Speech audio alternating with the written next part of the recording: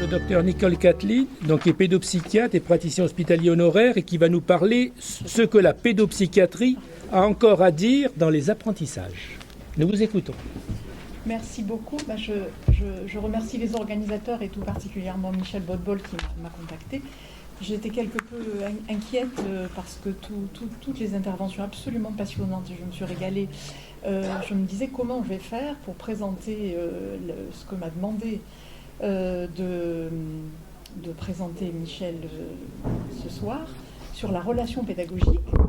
Et qu'est-ce qu'un pédopsychiatre a à dire de la relation pédagogique après tout ce que j'ai entendu sur les méthodes pédagogiques, etc., etc. Et fort heureusement, nos derniers échanges sur en effet l'enseignant et sur en effet quelque chose qui était un peu plus humain peut-être m'a un peu rassurée également sur au fond pourquoi y a-t-il si peu de pédopsychiatres qui s'intéressent à ce champ-là. Voilà, donc du coup je vais peut-être essayer de modifier aussi, c'est l'avantage de passer à la fin de la journée, c'est qu'on a une vue d'ensemble de la journée. Je vais modifier un petit peu ce que j'ai à vous dire tout en gardant quand même le corpus principal de ce à quoi j'avais essayé de réfléchir. Alors, puisque j'ai bien compris qu'il fallait, pour être un peu crédible, dire de quelle place on parlait, je vais expliquer pourquoi j'ai été une des pédopsychiatres qui s'est plus spécifiquement intéressée à la pédagogie.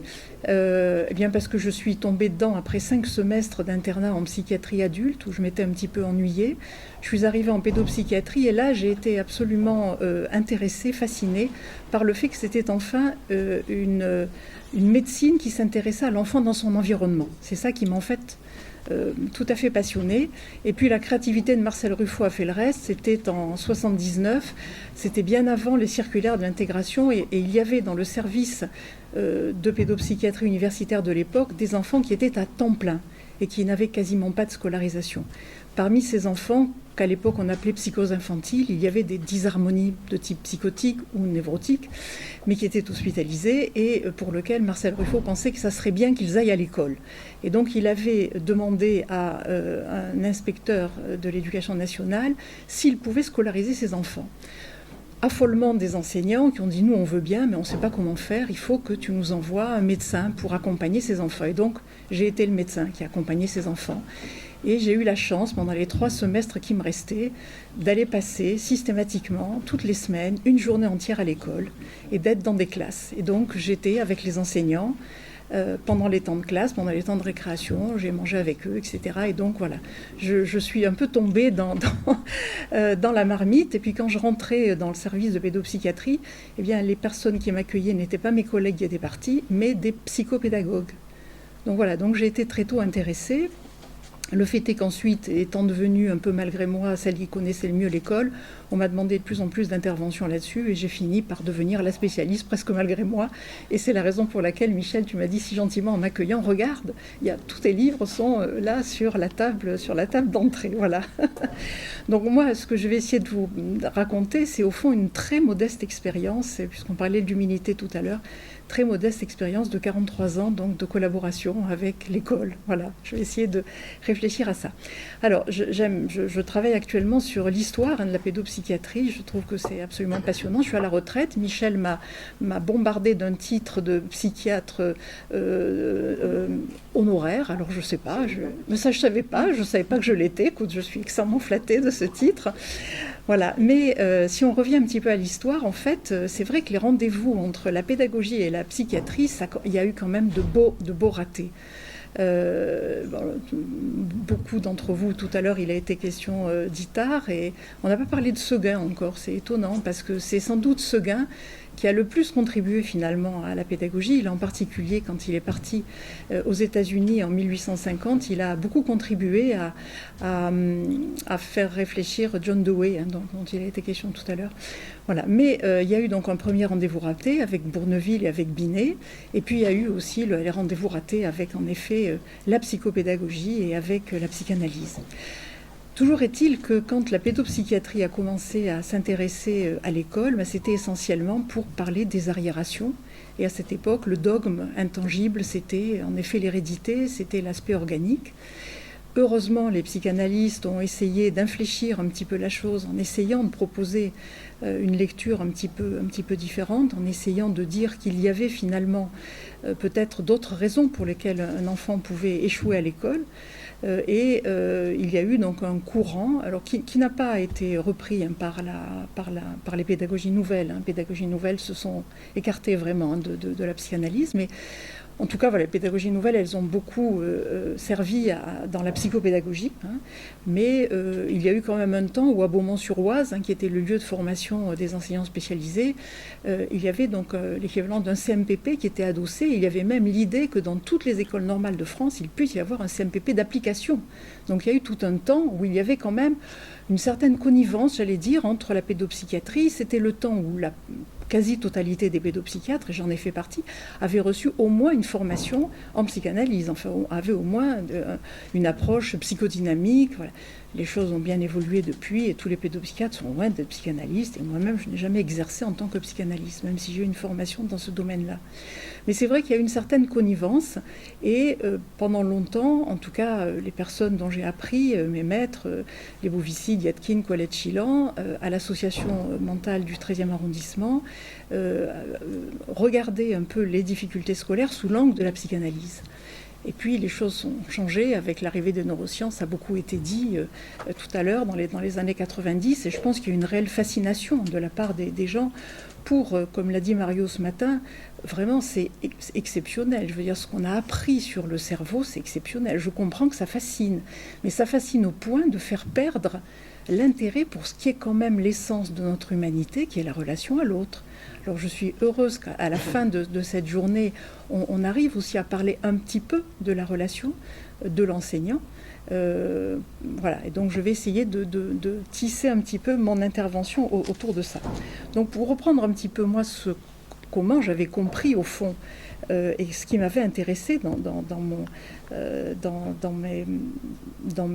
mes fonctions, c'était au fond que représentait l'appropriation du savoir dans l'économie psychique de l'enfant. C'est ça qui m'intéressait, au fond, comment ça l'aide, comment ça le fait grandir, que représentait aussi la personne qui délivrait le savoir, et puis la question de la transmission, au fond, qu'est-ce qu'on transmet, qui le transmet, comment on le transmet. Moi, c'était un petit peu tout ça qui m'avait intéressé, et je reprenais en ça tout ce que les psychanalystes disaient à l'époque, je n'ai absolument rien inventé. Et donc c'est vrai qu'à cette époque-là, on parlait plus de la relation pédagogique et moins des méthodes d'apprentissage, mais bon, le temps a passé. Voilà, donc j'essaierai de développer mon argumentation autour du fait que la relation pédagogique, quand on parle de relation, il y a deux points. Donc il y a le maître et il y a l'élève. Et j'ai essayé de réfléchir à savoir si on pouvait peut-être faire quelque chose autour du miroir, au fond. Est-ce que c'est la même chose pour le maître et pour l'élève, au fond? Est-ce que il y a quelque chose peut-être à réfléchir là-dessus? Alors, si on reprend ce que j'ai dit tout à l'heure, le sens des savoirs et le sens des pratiques, au fond, si on se place du côté d'abord du maître, on le fera après du côté de l'élève, ça pose la question de la transmission. Ça pose au fond la question de la transmission. Alors ça a peut-être un relent un peu d'autoritarisme, cette transmission, mais si on veut bien déconstruire un peu ce concept, on peut se dire aussi que la transmission, c'est pas juste recevoir quelque chose, c'est le recevoir, le digérer, le transformer, garder ce qui va nous servir et à son tour le retransmettre. Et donc à ce titre-là, la transmission est un processus, ça n'est pas quelque chose qui vous tombe dessus. C'est un processus, c'est quelque chose qui vient nourrir, on revient à ce que je disais tout à l'heure, qui vient nourrir au fond la psyché de la personne qui le reçoit. Et donc c'est vrai que cette transmission, elle est de mon point de vue un petit peu oubliée actuellement, parce qu'on est plus peut-être dans l'acte d'apprendre que dans ce processus au fond de transmission.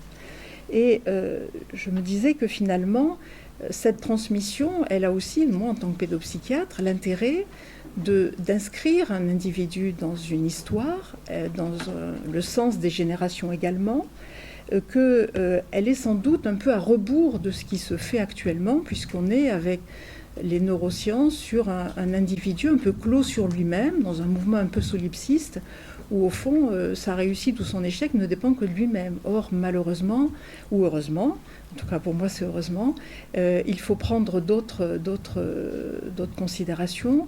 Et en effet, cette idée de la transmission me paraît devoir être quand même un peu relue, non pas dans quelque chose de très vertical, descendant, autoritaire, mais peut-être dans un processus d'appropriation, de digestion et de transmission à son tour, et s'inscrire dans une histoire, au fond, de l'individu. Donc ça serait le premier point, au fond, que la pédopsychiatrie pourrait apporter comme réflexion, sujet, en tout cas objet de réflexion. Ça serait, au fond, de reprendre un petit peu cette idée de la transmission. Et si on se place du côté du maître, au fond, on se dit que comment le maître peut-il transmettre quelque chose? Alors, ça a été dit ce matin, hein, il le transmet en effet en incarnant quelque chose. Il y a un mot qu'on n'a pas prononcé, alors c'est un mot qui est assez typique peut-être de la psychanalyse, c'est le mot de plaisir. Moi, je pense quand même que quand le maître a du plaisir à transmettre quelque chose, ce plaisir se ressent, et c'est ça aussi qui va mettre en marche peut-être quelque chose du côté de l'enfant. Donc, je suis absolument pour soutenir les enseignants. J'ai écrit d'ailleurs un livre là-dessus. Et puisque la psychiatrie de l'enfant est une psychiatrie du développement, elle doit en priorité s'occuper des caregivers, c'est-à-dire des personnes qui prennent soin de l'enfant. Et on sait en effet que les enseignants, ils prennent quand même soin de l'enfant pendant presque autant d'heures que les parents, parfois même plus. Donc, si on veut bien considérer en effet que dans cette idée de la transmission, qui à mon avis est quelque chose d'indispensable, ça a été dit depuis ce matin, il y a le plaisir que l'enseignant a à réaliser cette transmission. Il faut peut-être veiller déjà au bien-être, en effet, de l'enseignant pour qu'il soit dans cette situation de pouvoir transmettre quelque chose qui lui a apporté à lui, qu'il a nourri, qu'il a construit. On parlait également de la posture ce matin de l'enseignant. J'ai toujours été très sensible au fait que on ne travaille pas suffisamment, alors de manière très concrète, sur la posture de l'enseignant dans une classe, sur la manière dont les enseignants posent la voix. Ça commence à se faire, hein. La manière dont les enseignants posent la voix, la tonalité d'une voix. Les femmes ont des voix de tête, donc quand elles veulent dire quelque chose de manière un peu forte, autoritaire, elles ont souvent tendance à crier, en tout cas c'est perçu comme ça par les élèves. Et donc il y aurait des choses à faire, par exemple également sur la manière de se mouvoir dans la classe. Je pense qu'il y a beaucoup de choses à faire parce que je pense qu'il y a à la fois le plaisir de l'enseignant, le corps de l'enseignant qui incarne tout ça. Et on sait bien que notre posture, elle transmet quelque chose de l'ordre du plaisir que l'on a à être là ou pas. On sait bien que quand on s'ennuie les uns les autres, on a des petits gestes, on commence à se gratter la tête, etc. Et les enfants sont extrêmement sensibles à tout ça. Donc je pense qu'il y aurait déjà dans cette dimension de la transmission quelque chose de cet ordre-là. Et peut-être que la psychiatrie pourrait apporter cette réflexion. Voilà. L'idée de cette transmission, au fond, je me disais qu'au fond, ça a été dit ce matin, le savoir, ça n'appartient à personne. Ça n'appartient à personne, c'est fait pour être utilisé, repris, modifié, mais c'est aussi donné par quelqu'un à une personne. Et donc, en ce sens-là, c'est Otavie Blé et Gaucher qui le disent dans un de leurs ouvrages, ça crée une dette. La transmission crée une dette. Parce que c'est la dette qu'on a à l'égard de celui qui nous a transmis quelque chose. Vous l'avez dit tout à l'heure, au fond, j'ai une dette à l'égard de l'école Freinet. Quelque part, j'ai une dette. Et est-ce que c'est si politiquement correct actuellement de reconnaître qu'on a une dette dans une société où on a tendance à plutôt valoriser l'auto-engendrement? Donc voilà, donc c'est un petit peu ma question. Au fond, est-ce que la pédopsychiatrie, la psychiatrie tout court d'ailleurs, pourrait permettre de faire cette réflexion? Voilà. Alors du côté de l'enfant, ce sont des évidences que je vais vous dire. Le savoir, en effet, c'est quelque chose qui va augmenter l'enfant au sens d'Hannah Arendt, c'est-à-dire que c'est vraiment quelque chose qui va faire autorité pour lui, qui va vraiment l'augmenter. Et en effet, c'est parce qu'il est augmenté de ce savoir qu'il va respecter l'enseignant. Donc voilà, il y a quelque chose qui va se jouer là. Ça va bien sûr représenter un gain dans son développement. J'ai envie de dire, moi, pour reprendre en parallèle de ce que j'ai dit pour le maître et le plaisir du maître à enseigner, je dirais, moi, que j'ai repéré, moi, dans ma clinique et que je partage avec beaucoup d'autres, au fond, ce que l'on retient le mieux, c'est ce qui nous surprend, ce qui nous fait réfléchir. Et si un enfant peut recevoir à un moment donné ce message-là de la part de l'enseignant, parce qu'il lui a délivré quelque chose qui le fait réfléchir et qui le surprend, je pensais, monsieur, à ce que vous avez dit à propos de la machine à imprimer qui vous a obligé finalement à inverser les lettres. Ça vous a surpris, ça vous a fait réfléchir. Et vous l'avez retenu, la preuve, vous en avez parlé combien d'années après? Très longtemps après. Donc c'est quelque chose qui est resté dans votre mémoire. L'idée, au fond, peut-être en effet que ce sont des choses auxquelles on devrait quand même réfléchir. Alors peut-être que là, les neurosciences, pour le coup, ont des choses à nous dire. Ce qui nous surprend, ce qui nous fait réfléchir, ça c'est des choses qu'on peut évaluer, je pense. C'est des choses qu'on peut faire. Voilà. Et puis bon, Mario ce matin a parlé de la confiance épistémique. Je ne vais pas reprendre ce qu'il a dit, beaucoup mieux que moi. Voilà. Mais pour cette histoire de la transmission, je me disais, pour qu'elle se fasse, parce que je crois que Mario l'a dit ce matin, et pour transmettre, en effet, ça fait partie des processus qui nous construisent, eh bien, il faudrait peut-être travailler justement sur à la fois la posture de l'enseignant, le plaisir qu'il a enseigné, et la manière dont l'enfant le reçoit, avec cette idée de la surprise et de la réflexion. Ça, c'est le premier point. Le deuxième point que je voudrais évoquer, c'est la question du transfert. Alors, au sens où le transfert dans la relation pédagogique, c'est vraiment la projection de l'élève sur l'enseignant, de ses représentations inconscientes. Il y a en effet un transfert de l'élève sur l'enseignant, mais il y a aussi un transfert de l'enseignant sur l'élève. Alors si en effet, il est hors de question de demander aux enseignants de repérer les relations transférentielles, c'est déjà suffisamment difficile dans nos propres métiers, mais au moins qu'ils en aient conscience, qu'ils sachent en effet que parfois un comportement agressif, agaçant, etc., c'est peut-être aussi quelque chose qui ne s'adresse pas à eux directement, mais quelque chose qui vient d'un autre endroit et qui est transféré au fond. Et peut-être que déjà, c'est quelque chose qui pourrait les aider. Mais pour ça, il faudrait qu'en effet, les enseignants aient des lieux pour parler de tout ça et parler de ce qu'ils vivent. Et ça fait partie aussi des grands sujets que j'ai essayé pendant les 43 années où j'ai fait de la formation d'enseignants, de dire auprès du ministère, mais qui n'entend strictement rien, qu'il faudrait qu'il y ait des lieux, en effet, pour que les enseignants puissent parler des difficultés qu'ils ont avec des élèves. Et alors ça peut se faire avec les enseignants plus spécialisés, d'abord parce qu'ils ont aussi une formation différente, etc. Ça ne se fait pas du tout avec les enseignants ordinaires. Et ça, je trouve que c'est dramatique. On les laisse aux prises avec leurs propres pulsions, ils se débrouillent comme ils peuvent avec ces histoires transférentielles. Et je trouve que tout le monde y perd, l'enseignant, l'élève, et que c'est absolument dramatique. Voilà, donc je pense que c'est quelque chose qu'on pourrait là aussi contribuer à apporter comme réflexion. Et puis, bien sûr, du côté de l'élève sur le maître, du côté de l'élève sur, je l'ai dit, et du côté du maître sur l'élève, pardon, donc du côté du maître sur l'élève, c'est plus facile en effet quand on a une représentation d'élève idéale, parce que beaucoup d'enseignants, et c'est normal, de même que nous, soignants, avons une représentation du patient idéal, eh bien c'est vrai que c'est plus facile qu'il y ait une congruence entre les représentations de l'enseignant et l'élève réel. Beaucoup de sociologues ont travaillé sur ce qu'ils appellent la moyennisation des enseignants, c'est-à-dire que les enseignants ne sont plus comme dans l'école de la Troisième République, issus de cette France agricole qu'ils connaissaient bien, et donc ils savaient tout à fait bien comment parler à ses enfants. On n'en est plus là. Il y a donc une élévation du niveau social des enseignants et une école qui est confrontée à des élèves extrêmement divers, à la fois en termes culturels, mais aussi en termes de handicap, enfin, etc. Et c'est assez compliqué, je pense, pour un enseignant de bien vivre cette relation quand même transférentielle, parce qu'ils ne se reconnaissent plus vraiment, ils ne peuvent plus transférer l'élève idéal qu'ils aimeraient avoir avec, en effet, l'élève. Voilà. Donc je pense que ça, c'est peut-être des choses que la pédopsychiatrie peut amener comme réflexion. Voilà, je vais donner 2-3 petites choses comme ça. Voilà, donc...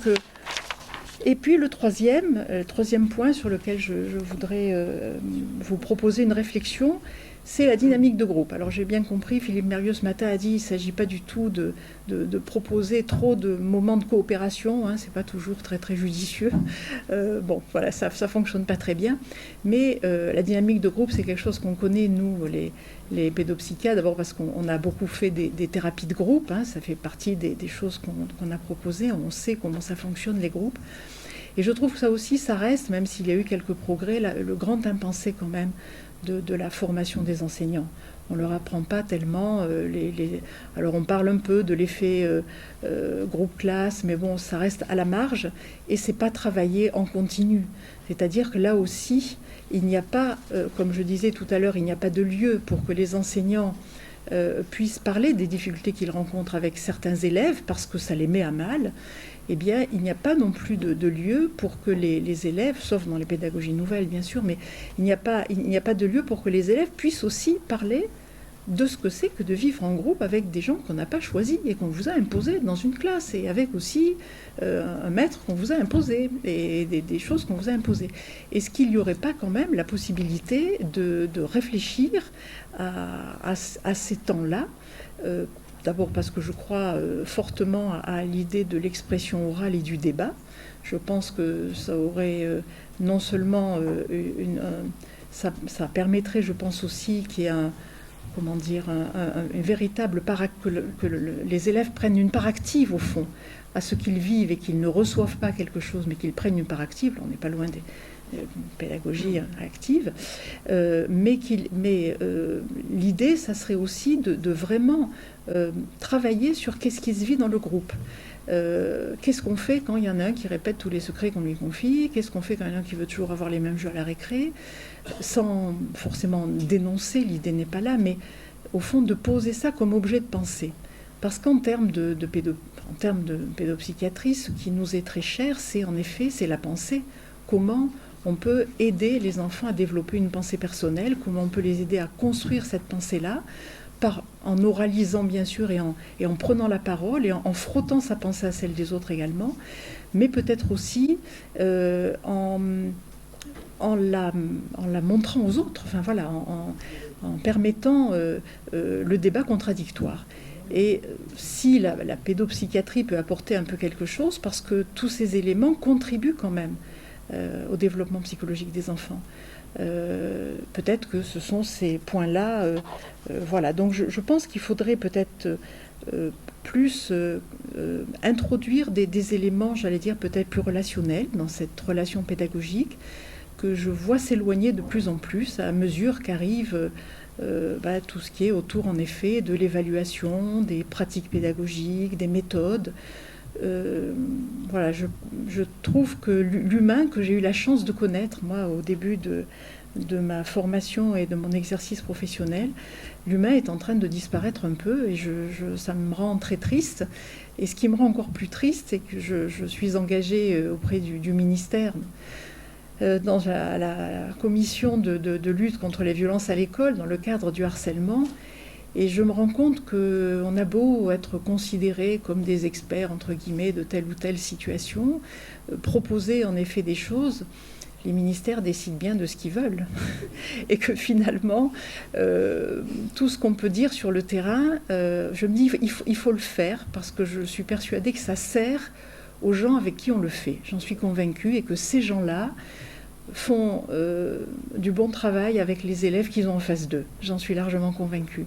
Mais l'idée de refaire le monde et que nos réflexions influent sur les politiques, j'en suis revenue. C'est quelque chose qui n'arrivera pas. Néanmoins, et si je reste avec cette idée en effet qu'on est dans de l'humain, il faut continuer à faire à la fois ces débats, à avancer des idées, à les proposer, parce que je suis persuadée qu'en effet, il y a des gens qui vont les reprendre, qui vont s'en servir auprès en effet des enfants. Moi, en tant que clinicienne, c'est tout ce que je peux apporter. Je ne peux apporter que mon expérience clinique. Je n'ai pas à vous apporter ni d'études, ni de choses comme ça. Mais voilà, moi je crois dans cette relation pédagogique. Et remettre de l'humain, c'est peut-être ce que la pédopsychiatrie pourrait apporter, puisqu'elle est, à nous, je le répète, une psychiatrie du développement. Voilà. Et qu'il y a dans ce développement tout ce qui a été dit depuis ce matin, mais peut-être des choses qu'on a tendance à un peu oublier et que j'ai aimé partager avec vous. Voilà, je vous remercie.